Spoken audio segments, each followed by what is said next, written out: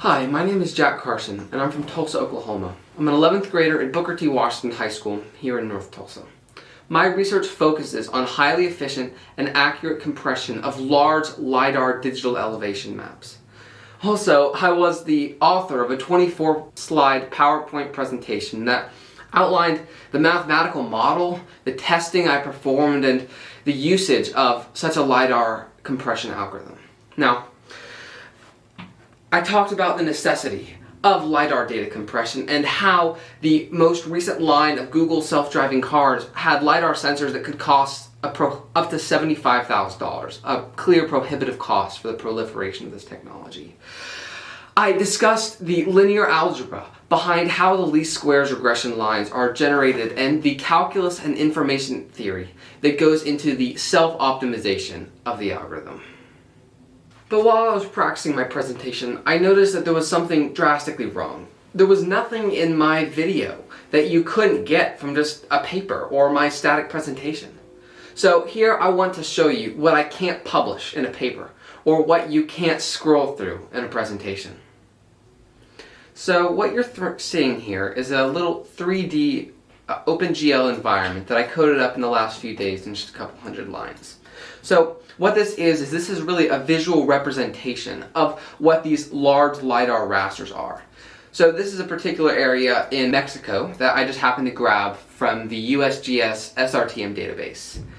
And what you can see here, and a distinction that I'd like to emphasize, is that in the paper and in the presentation, I often represent geospatial data in kind of an image format, as it's compressed like an image. But let there be no doubt, this is not image data. This is real-world, three-dimensional data. And this is an extremely large raster here, representing almost 30 miles square.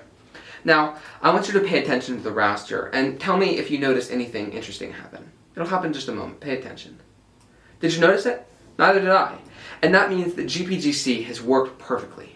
Now, what happened there is I actually just swapped out the mesh. Did you notice? You might have seen an extremely small change in the color, but overall there shouldn't be a significant change.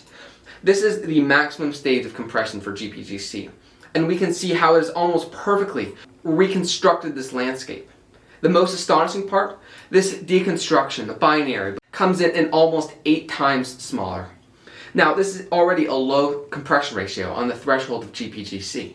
It took a 24 megabyte raster, although it's at a relatively low resolution, and it turned that into less than 3 megabytes.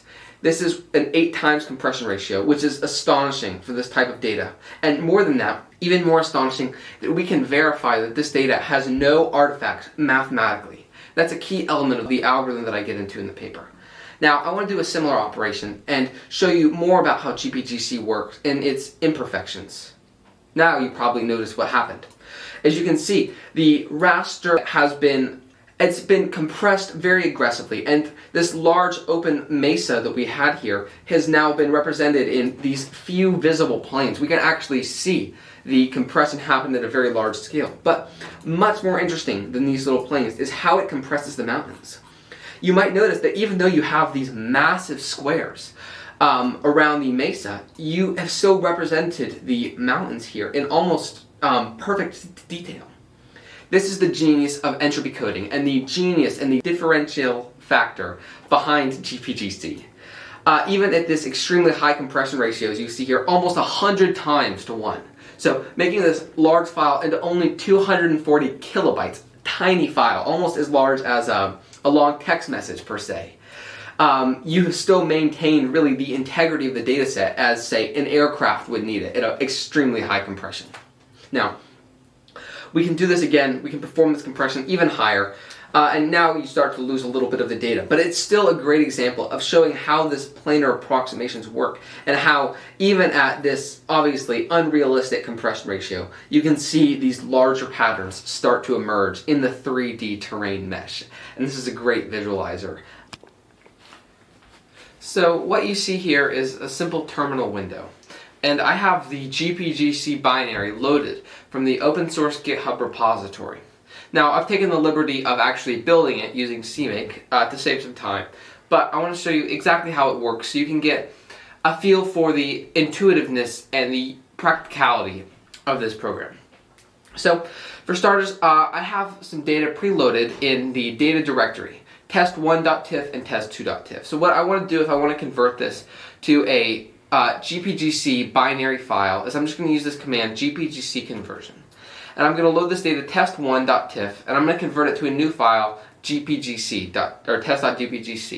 which uses the binary GPGC compressed specification.